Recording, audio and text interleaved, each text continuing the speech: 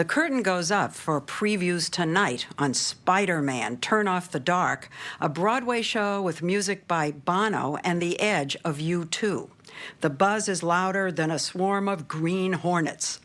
We actually thought we'd be broadcasting this story about a year ago.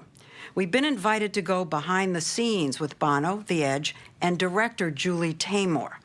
But one day last year, the show ran out of money. The opening had to be canceled, and critics predicted it would never reach the stage. Then, like the comic book itself, there was a cliffhanging rescue from near death. Talk about drama. The show follows the comic book story of young Peter Parker and his alter ego Spider-Man with some new twists and new villains. With high-velocity flying and special effects, it's the most daring and most expensive Broadway show ever. We were on the inside through much of the ordeal as Spider-Man was created, collapsed, and sprang back into action.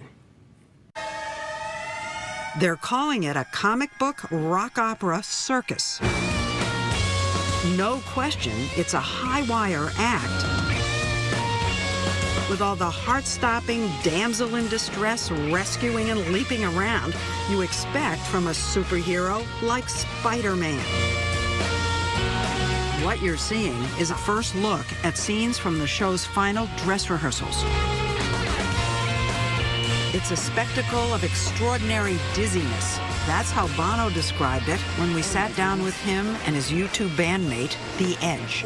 We've moved out of the rock and roll idiom in places into, some very new territory for us, and there's big show tunes and dance songs. But who were you thinking of, Rodgers and Hammerstein? More dark, more sort of dark and twisted. Crack his skull, I'll rip his clothes, then burst his nose.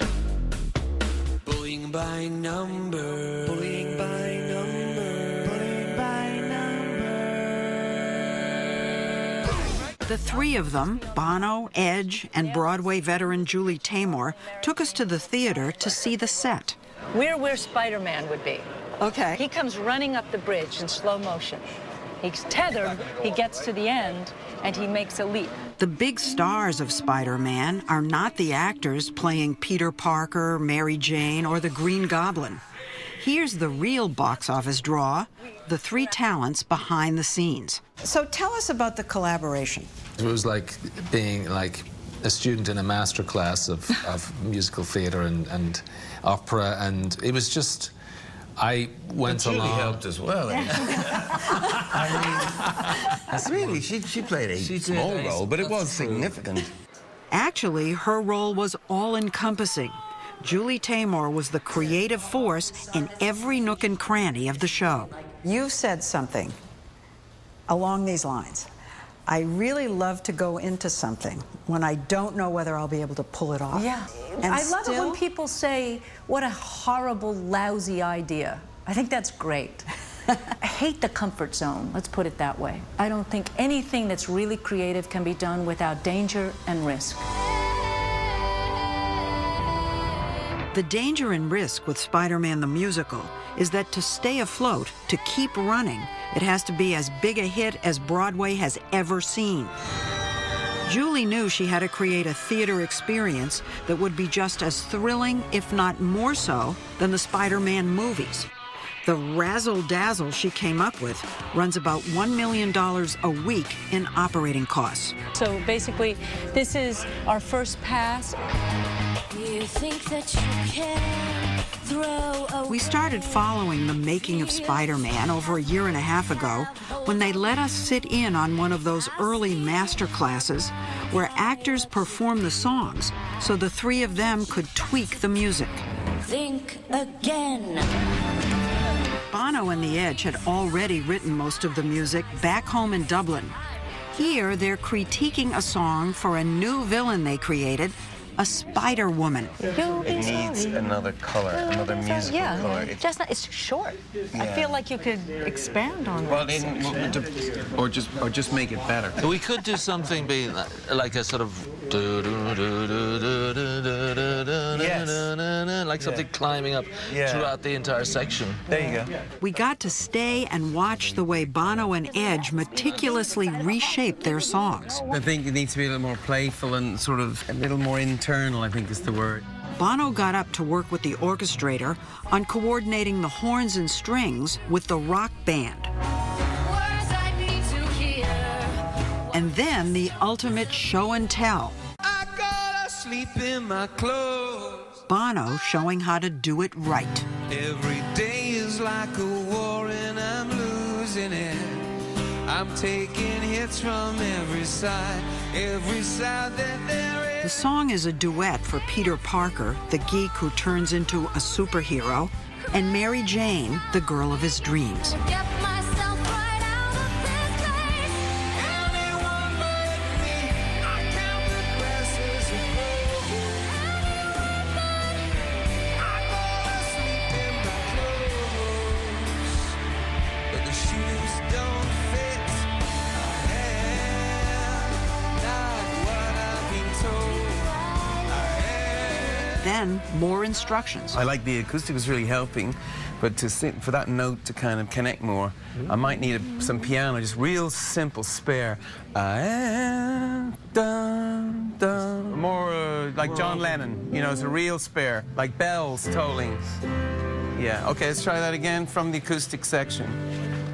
The long, hard journey of Spider-Man the Musical started 8 years ago in 2002. I was told that the two of you wanted to do this with one condition in the beginning. Julie Taymor was the only condition. That's right. Yeah. Why? Julie Taymor was definitely a magician.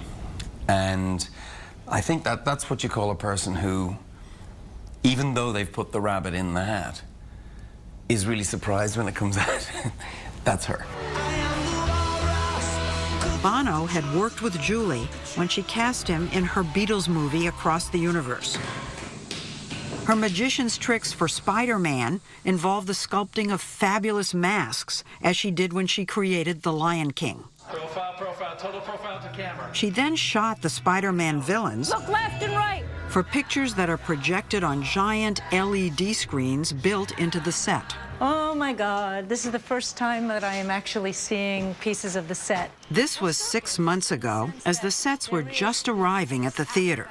Living up to her reputation that no expense is spared, Julie spent around $10 million to give the set a look of the comics and pop-up art, with mechanized skyscraper backdrops and spider webs. Millions more were spent on special effects and the flying. I'm trying to make the theatrical experience a environmental experience. We want to have the theater of it right in the laps of the audience. That's what I meant. You don't know until the last half second that he's going to be that close. The actors and dancers were taught to fly by coaches Julie brought in from the Spider-Man movies and Cirque du Soleil. We actually have a battle that will be over the audience's head, and they can leap through each other's wires. But will they fly the way they do in the movie, where they soar quickly Yes. and swoop down? Yes. All the aerial acrobatics are computerized. Nothing this technologically intricate or dangerous has ever been tried before on a Broadway stage.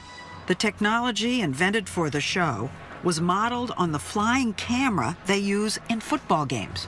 You have a 4-point system, which means that the human being is attached to 4 wires, and that means you can move them with a lot of control anywhere. They're not So the free. people are like the cameras at a Yeah. football game. They're flying And you can on go those 50 ropes. miles an hour. You can fly fast. If you're thinking they could get hurt doing that, you're right. 2 of the flying actors were injured in rehearsals, one breaking his wrists. Making it safe, getting this right, was one of the reasons the show had to be postponed earlier this month, and why the budget soared to more than $60 million. It's costing a fortune. If you tried to do a 30 million in this day and age, in this time, Spider-Man, you couldn't do any of the flying. You just couldn't do it that way. So as soon as you decide to give people the level that they're expecting, you have to be willing to pay the price. The show itself has had its own near-death swoons, going back to the day in 2005 when the original producer, Tony Adams, arrived at Edge's apartment with the contracts. He had a seizure and died on the spot, right At there. the signing? Yeah. I left the room to literally go and get a pen to sign the contract, and I came back in the room and he had gone into some kind of seizure. It was a very difficult moment for us, and we really weren't sure whether the show was going to go ahead. The show was handed over to Adams' business partner and survived, only to swoon again last year.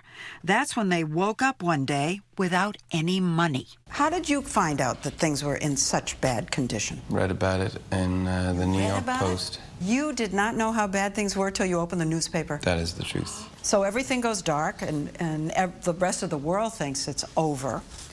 And you start picking up the phone, calling people for money, right? Yeah. Yeah, and they're saying, no. No, they're saying maybe. Everything was messed up. The man Bono finally turned to was Michael Cole, longtime rock concert impresario who used to promote U2.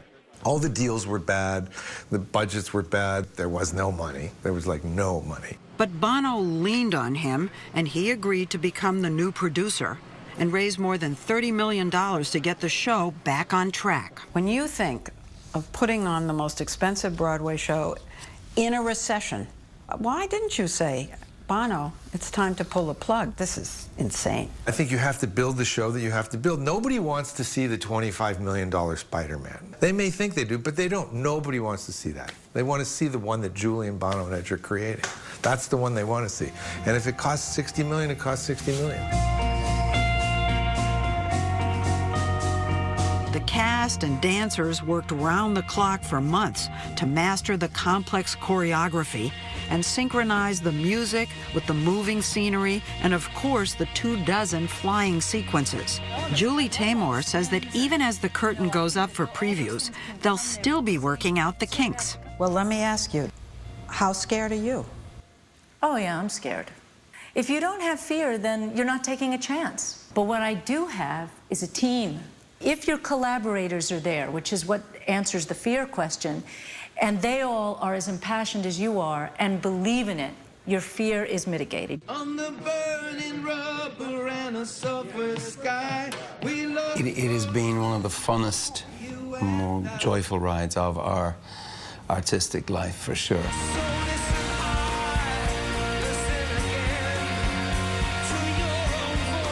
If it is the success that we think it is, if people agree with us and come through the doors.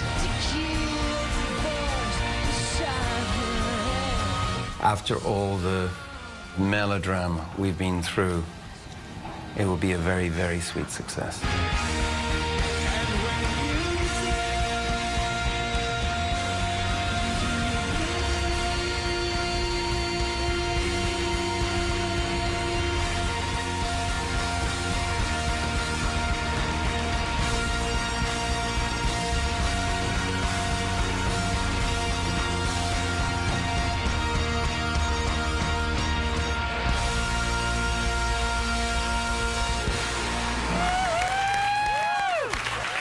That was better.